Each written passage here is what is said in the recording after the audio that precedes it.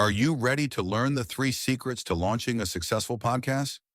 Hi, I'm Bill, a recent client of the Podcast Mogul. If you've been thinking about starting a podcast but aren't sure where to begin, he's got you covered. He is hosting a free webinar where he will share the 3 secrets that can help you launch, grow, and monetize your podcast without any fancy equipment or technical headaches. Click the link in the show notes to save your spot now and let him help get your podcast off the ground. Hey entrepreneurs, it's your Podcast Mogul Phil Better here. I am excited for this episode as I know you are. Before we jump into this episode, I'm going to ask you if you are also a podcaster and you're looking to grow your podcast or monetize your podcast, make sure you stay till the end of the episode. I have a special deal for you, or a special offer, if you will. But ladies and gentlemen, without further ado, let's jump into the episode.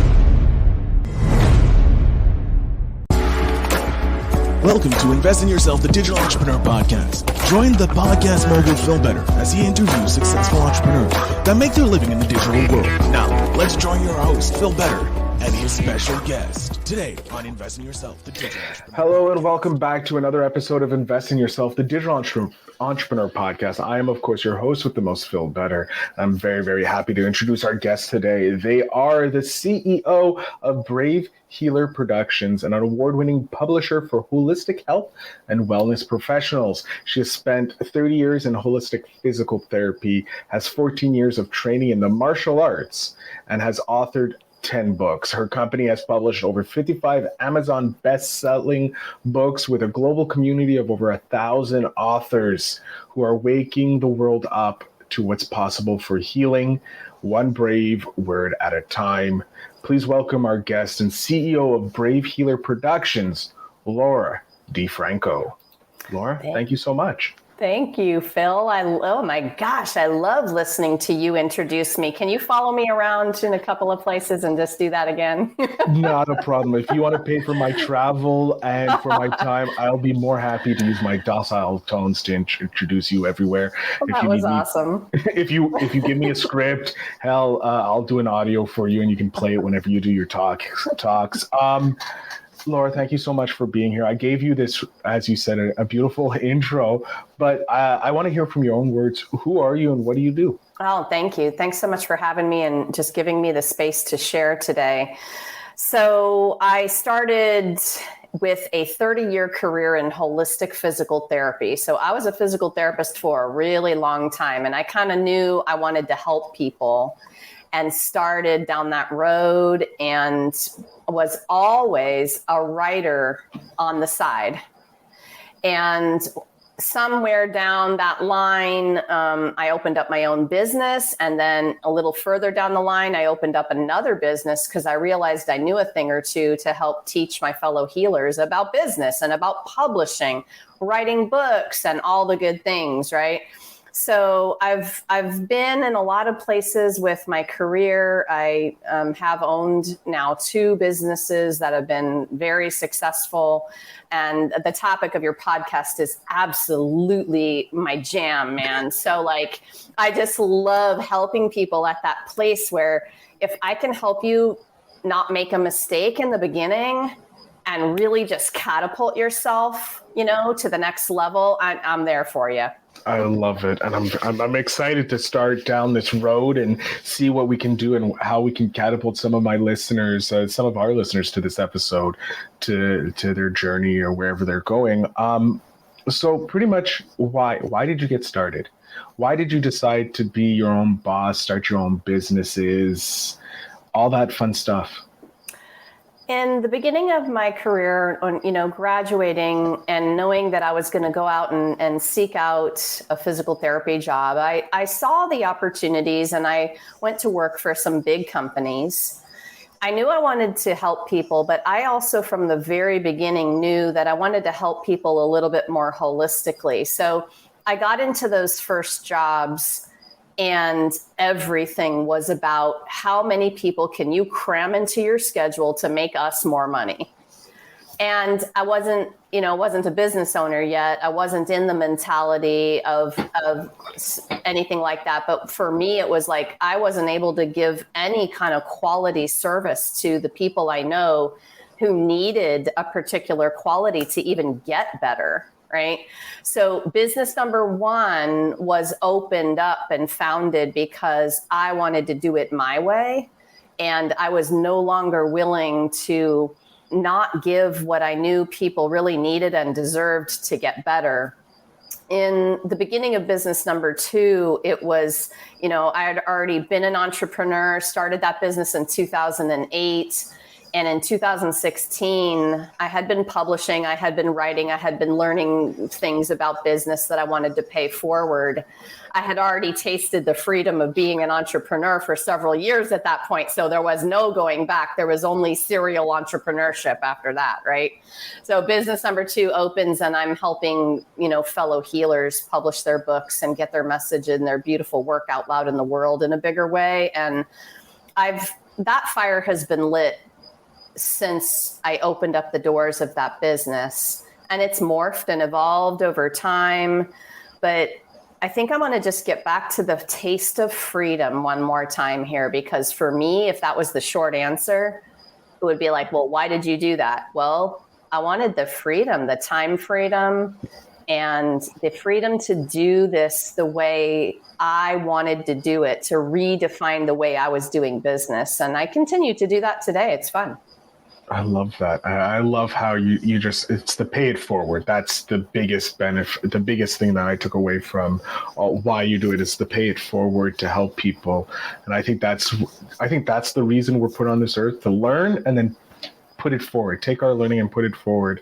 So I'm very happy to have you on the podcast and hearing how you can put it forward with my audience.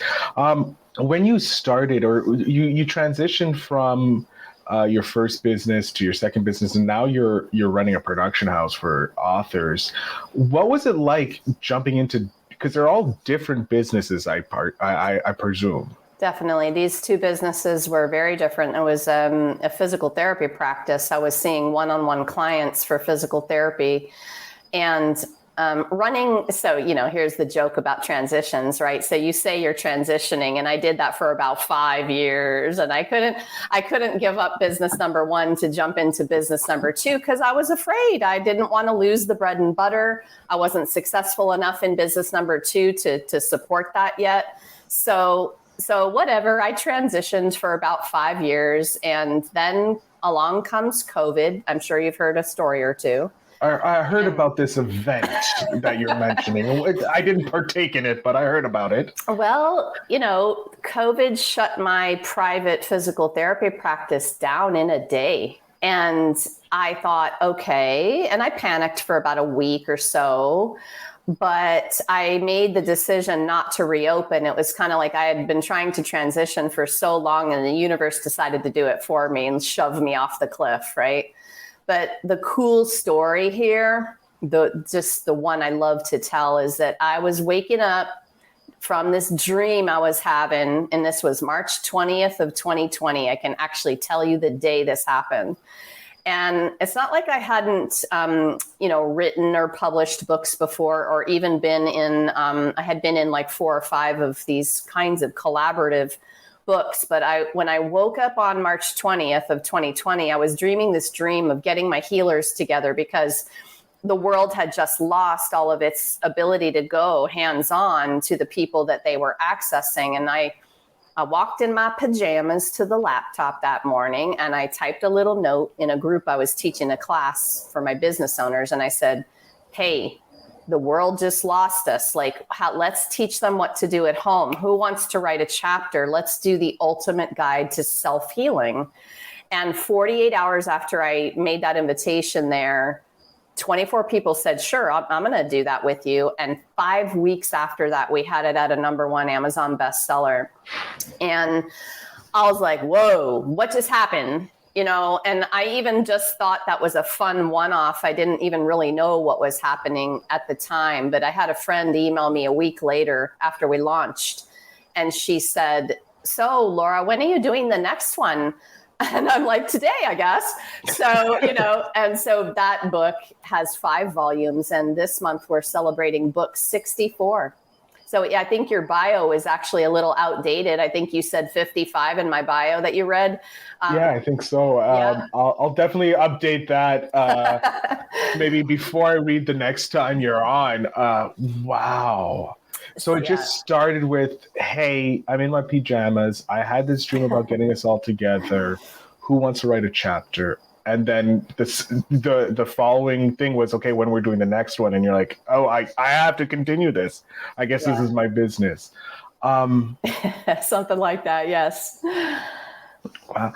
Did you, since you're currently a serial entrepreneur, your ability to find clients, have you seen it changed over time, or do you see that it's just being more and more being attracted to you and finding you without you doing much work? That could be a whole book in and of itself, like that. Seriously, right? For everybody who starts and gets to a certain point. I remember being so, first of all, believe it or not, I'm a pretty massive introvert. And really? I know it's crazy, but I call myself an extroverted introvert, but I have been pretty shy all my life. And so when you open a business, if you don't understand that networking and relationship building is part of this jam, you got a problem, right? And so business number 1, while I did manage to build that business by myself to 6+ figures, it wasn't without pain, because I was so shy and I had to go out and be in front of doctors and present myself as a therapist and like, hey, I'm really good. You should refer, clients to me, type of thing. And I built some relationships, but if I just jump forward to where I am now, I think you get when I say being in business is a self-development and healing journey. And if you've signed up for that journey and you really get what I just said, your own self-development, your ability to stand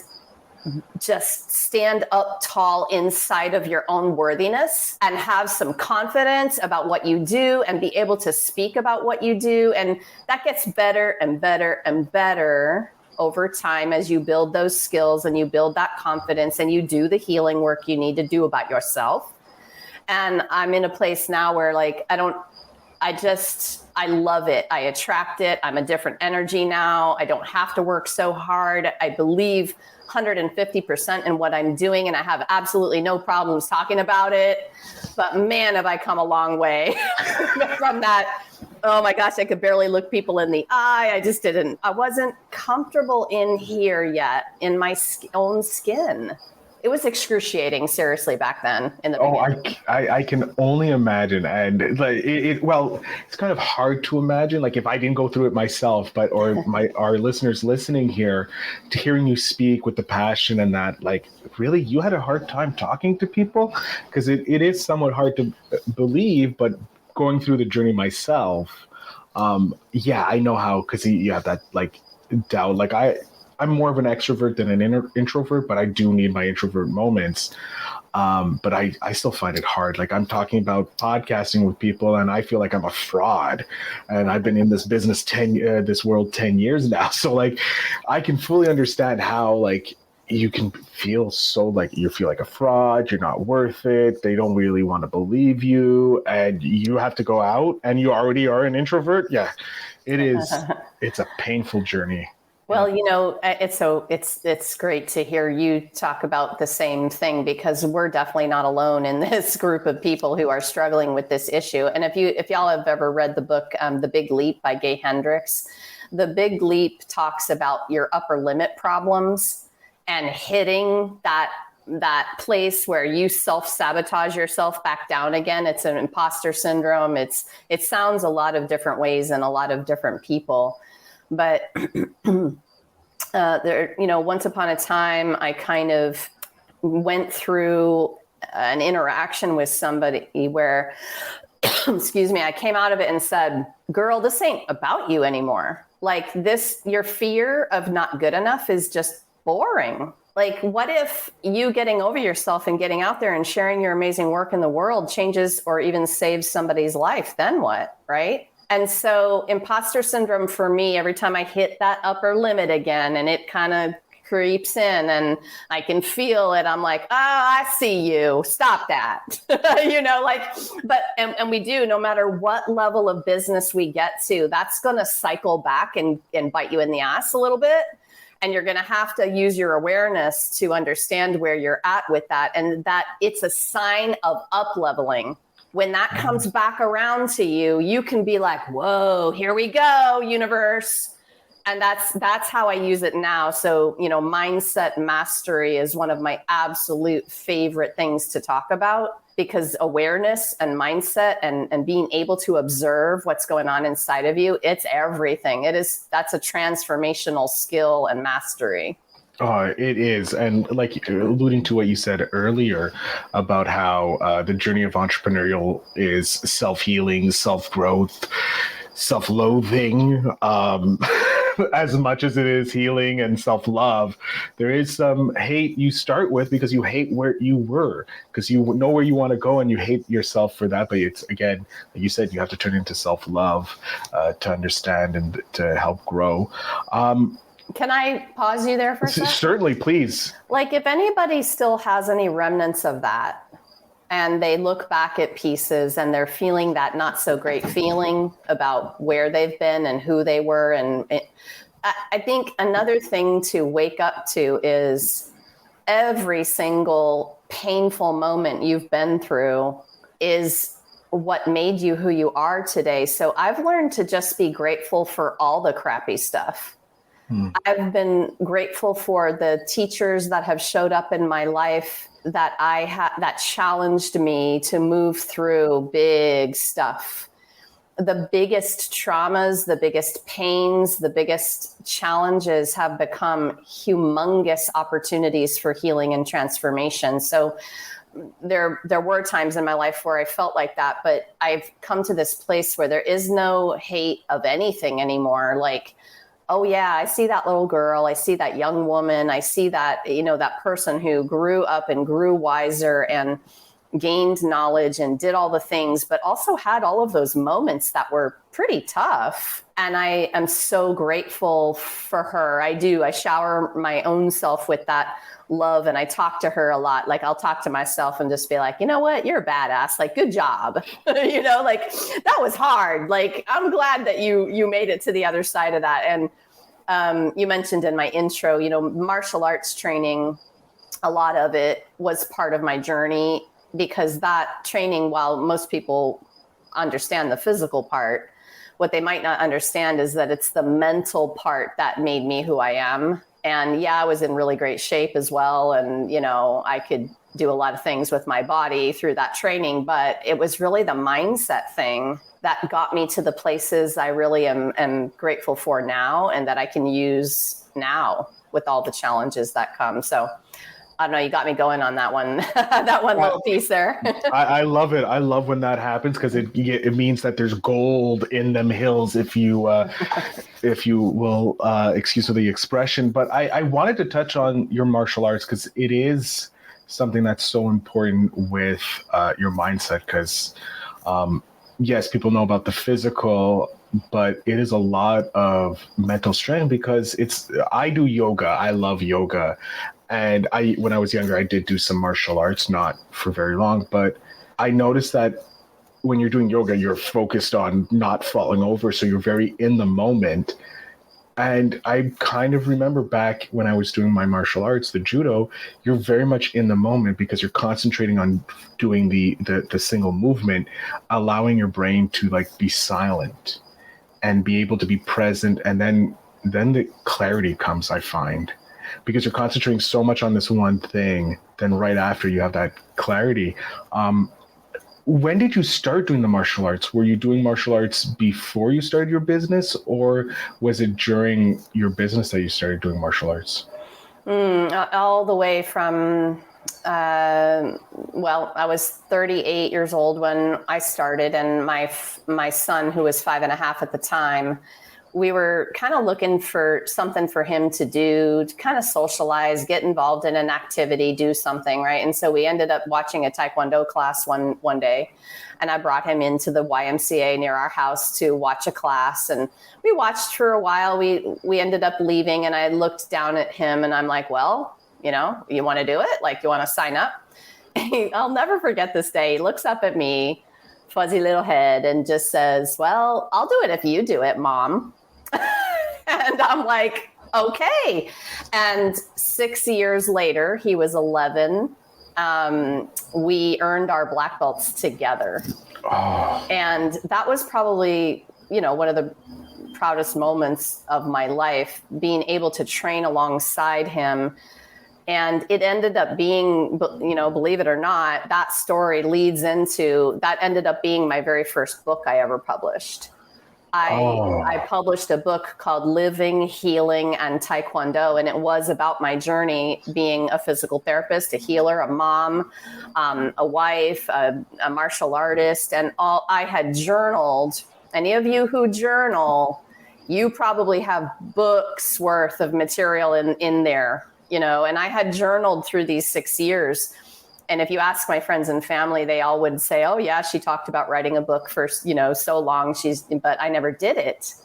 But at the end of that training, I looked at those journals and I thought, oh, whoa, here's the book. And I could see it in the pages and the essays I was writing and the notes I was writing about the journey of that mindset, both physical and mental. It's a lot of both, but that's the origin story of the martial arts. I went on to train for much longer. My little dude stopped pretty soon after the black belt, but I went on to train through 3rd degree black belt. And it's funny you mentioned yoga also, because I think yoga is going to be my next chapter and the next frontier. Martial arts, especially full gear training, and I'm 55, so there was a certain point where I didn't want to get kicked in the head anymore. Understandable. Yeah. I'm not at that, and I'm kind of like, you know what? Kicking to the head, not so much fun. No. Doesn't seem like it. It was fun for a while. I do have to admit, I really did enjoy that, but get a little aggression out and, burn some energy, burn some calories. But I've been thinking a lot about the yoga journey, and I've dabbled over the years, and I wanted to get back to what you were saying about that, because it's the same as the martial arts moments, full body, mind presence. If that is your practice, you have a window to miracles. If you can get in there and sit still and hold yourself in a pose or a movement or just in your body, and then you be the observer of what's going on, both physically, mentally, emotionally, then you've got this magical door to almost anything you could dream of. I think it's that powerful. Oh, so. No, it is. I can just only imagine how you're going to be the next, it's like a Shaolin monk, martial arts with the yoga and the meditation. You're going to be a Shaolin monk of the healing world for authors. Speaking of that, we're going to transition. We're going to go into more of a teaching conversation here. Specifically, I would love a piece of advice from you for authors in the self-help, in that healing world, what they can do, how they can use that book, or how they can launch a book and make it profitable for them. Because I know a lot of authors, they don't tend to be profitable when they write their books. So how did you do it, and how did you help so many people? Maybe a piece of advice for them. Oh, there's so much here. So first of all, just open a document on your computer, title it The Book, and start writing, y'all. Just get over yourself. Everyone gets into this mindset of, oh, I can't do this. I don't have the time. It's never going to happen. It's not going to be that's just your own self-sabotage about it. But what I do know is that you have life-changing kinds of messages and the work that you've committed your life to. And the longer you procrastinate, the longer you prevent someone's life from changing. So get over it and start writing. Okay. So I think that the profitability piece is a couple things, a couple tips there. You can make badass royalties from your book. You can do that, but you better have a marketing and promotion strategy, and you better realize that book marketing is a marathon, not a sprint. You launch your book, you're kind of high from the launch, and then what I see authors do is they kind of fall off the train and they forget it has to be a lifelong strategy or not, right? You either do this or you don't. So you have to have a strategy and a plan, and you have to collaborate with people that can help you share. There is, I feel for you solo authors who are out there alone trying to publish your books by yourself. And whether you have publishing help or not, what you don't have, what I see you don't have, is a community of people to help you launch, promote, and share your work. So the community is everything. But the other piece of this in terms of book sales is if you fashion your signature teaching memoir, which is what we call these, in a way that helps you bring people into your world at the next step or the next level, yeah, royalties are fun, but what about 10 new clients? And so a lot of people look at the book as the moneymaker, but they don't realize it's the door to the moneymaker. It's the door to the speaking gigs. It's the door to the new clients because they got to know, love, and trust you enough from this beautiful, authentic, real, amazing book with practical experience that you just gifted them with. And believe me, they want to click on your website at the end, or they want to hire you to speak, or they want to see what a session with you is like, or whatever, right? So a lot of my budget is how many books can I give away? Because if I have a signature book, I give them away. I do contests. I'm giving away at networking events. I'm like, here, have a book. Because I know that if something lands, they're going to call me, they're going to email me, or they'll want to ask a question. They may want to come for a discovery call. They might want to learn about publishing. And I am an open book about all the tricks and the secrets. There are no secrets, y'all. Like, you can do this and you can have an Amazon best-selling book. That part's easy. Oh, did I just say that?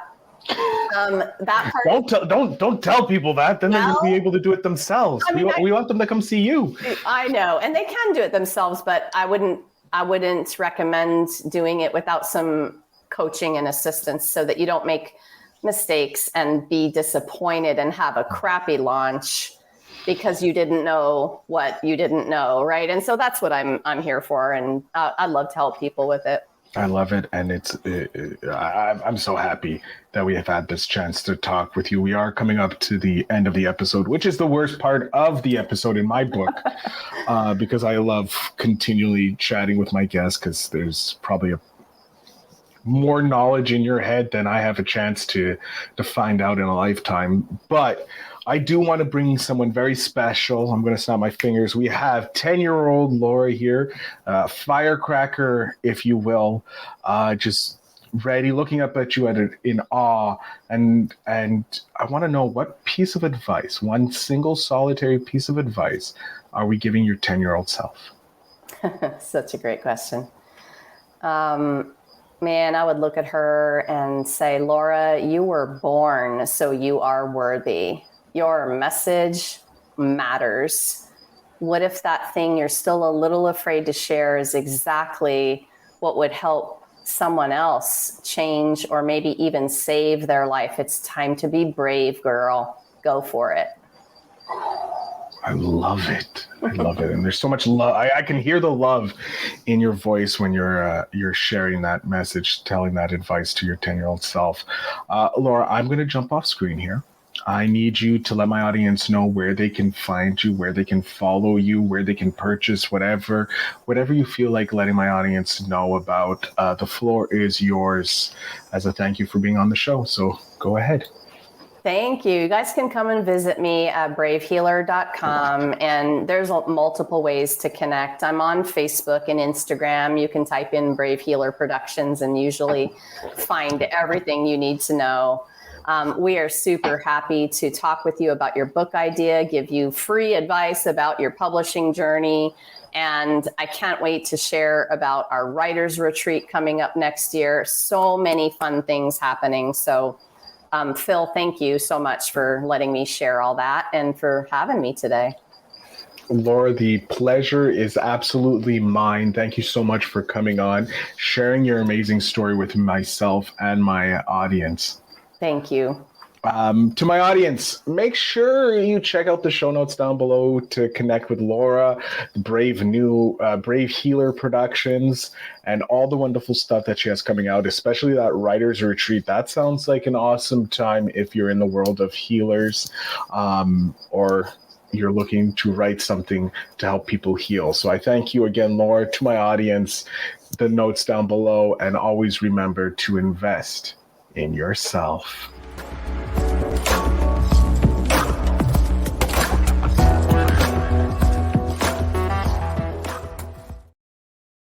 Hey, digital entrepreneurs, thank you so much for listening to this episode. I hope you guys have enjoyed it.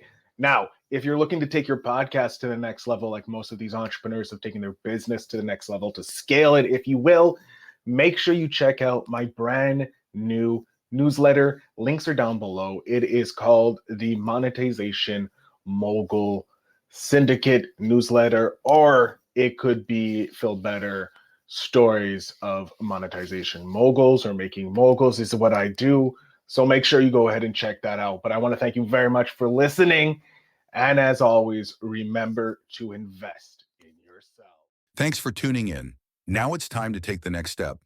When you're ready to dive deeper into how to launch, grow, and monetize your podcast, Phil's got something special for you. Join him for a free webinar where he'll reveal the 3 secrets that have helped countless entrepreneurs succeed in podcasting.